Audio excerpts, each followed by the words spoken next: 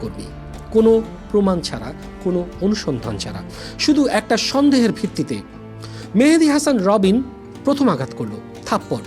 তারপর শামসুল আরেফিন রাফাত একটা cricket stamp নিয়ে এলো, যেটা দিয়ে শুরু হলো প্রথম নির্যাতন। ইফতি মোশাররফ সকাল সেই স্টেম দিয়ে এমনভাবে মারল যে স্টেমটাই ভেঙে দুটুকরো।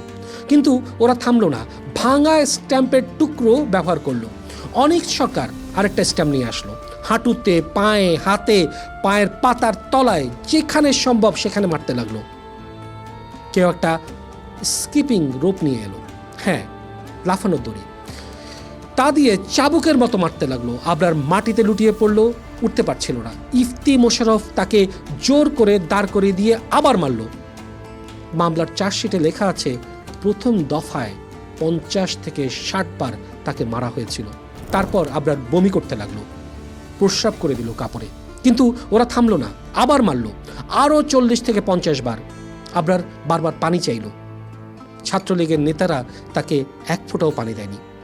রাত প্রায় 10:30। আবরারের তখন বসার শক্তিও নেই, মেঝেতে পড়ে আছে। ইফতি মোশাররফ তার মাথার নিচে দুটা বালিশ গুজে দিল যেন একটু আরাম হয়। যে ছেলেটাকে 4 ঘন্টা ধরে মেরেছে তার মাথার নিচেই বালিশ দিচ্ছে। চিন্তা করুন দৃশ্যটা।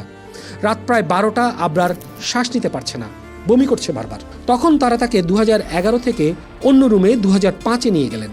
সেখানে অমিত শাহ বলল, আরেকটু মারলে আরও তথ্য পাওয়া যাবে। তথ্য? 21 বছরের একটা ছেলেকে 4-5 ঘন্টা ধরে পিটিয়েছে, তবু তাদের তথ্য চাই। কিন্তু কিছুক্ষণ পরে তারাও বুঝলো ছেলেটার অবস্থা ভালো না, এবং সেটা সিরিয়াসলি ভালো না। একজন প্রত্যক্ষদর্শী পরে বিবিসিতে বলেছে, রাত 2টার দিকে আমি আবরারকে দেখি 2005 রুমে। তখনও সে বেঁচে ছিল। জুনিয়র কয়েকজনকে নিয়ে আমি তাকে নিচে নামাতে শুরু করি। সে তখনও বলছিল, আমাকে দ্রুত হাসপাতালে নিয়ে যাও। ছেলেটা বেঁচে থাকতে চাইছিল শেষ মুহূর্ত পর্যন্ত। রাত প্রায় 3টা। ছাত্রলীগের ছেলেরা এতক্ষণে বুঝে গেছে পরিস্থিতি হাতের বাইরে। একটা ম্যাট্রেসে করে আবরারকে নিচতলায় নামালো। কেউ একজন অ্যাম্বুলেন্স ডাকলো, কিন্তু দেরি হয়ে গেছে। আবরারের নিঃশ্বাস ক্ষীণ থেকে ক্ষীণতর। তামিম নামের একজন বুয়েট মেডিকেল সেন্টার থেকে একজন ডাক্তার নিয়ে এলো। ডাক্তার মাসুক এলাহি এসে আবরারকে পরীক্ষা করলেন। তার নাড়ি নেই। আবরার ফাহাদ মৃত। রাত আনুমানিক 3টার দিকে আমি স্টুডেন্টের পক্ষ থেকে একটা কল পাই ল্যান্ড ফোনে, এবং আমাকে বলে যে একজন ছাত্র খুব অসুস্থ, আপনি একটু তাড়াতাড়ি হলে আসেন। অ্যাম্বুলেন্সে করে আমি শেরেবাংলা হলে যাই। যাওয়ার পরে আমি শেরেবাংলা হলের প্রথম তলা এবং দ্বিতীয় তলার মাঝখানে সিঁড়িতে আবরার ফাহাদকে ওখানে রেখে রাখা সহ অবস্থায় দেখতে পাই। পরে আমি তাকে পরীক্ষা নিরীক্ষা করার পর আমি দেখতে পাই যে সে মৃত। এবং পরীক্ষার সময় তার যখন পালস, ব্লাড প্রেশার যখন চেক করি, তো তখন দেখি যে তার শরীরের মধ্যে অনেক আঘাতের চিহ্ন। পরে এখানে তার কাপড় চোপড়ও দেখলাম যে ভিজা, এবং পুরা শরীর তা একদম ঠান্ডা হয়ে গেছে। সময় তখন রাত প্রায় 3টে।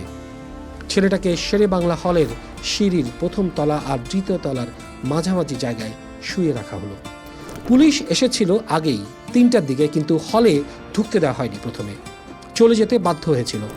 রাত 3:30টায় বুয়েটের student welfare director professor Mizanur Rahman হলে আসেন। সিসিটিভি ফুটেজে দেখা যায় তিনি আবরারের নিথর দেহের পাশে দাঁড়িয়ে অভিযুক্তদের সাথে কথা বলছেন।